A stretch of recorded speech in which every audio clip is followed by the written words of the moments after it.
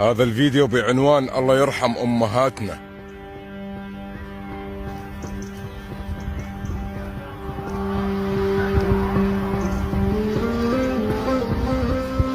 الله يرحم أمهاتنا اللي كانوا ينامون من المغرب ويستيقظون من الفجر، وأمهات اليوم يستيقظون المغرب وينامون الفجر بدون حتى صلاة.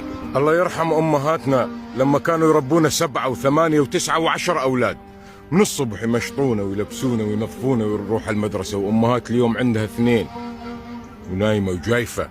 الله يرحم أمهاتنا لما ما كان عندهم غسالة وهدومنا على طول معطرة، واليوم الأمهات عندهم أفخم أنواع الماركات الغسالات والوسخ معبي الزبالة. الله يرحم أمهاتنا اللي ما كان عندهم وسائل تنظيف ولا مكنسة كهرباء، وكان البيت يضوي ضوي، واليوم الأمهات تفوتون على البيوت تشم ريحة القرف. الله يرحم أمهاتنا اللي ما كانوا يعرفون يقرؤون ولا يكتبون، خرجونا معلمين وأطباء ومهندسين وأساتذة، واليوم الأم تعرف تقرأ وتعرف تكتب وابنها فاشل.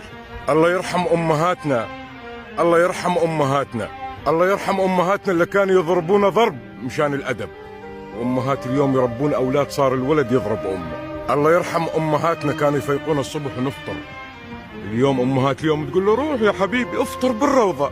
الله يرحم أمهاتنا يوم كنا نرجع نشوف الطنجرة قدر الطبخ مليان بركة، وأمهات اليوم تقول له ليش ما تغديت بالروضة.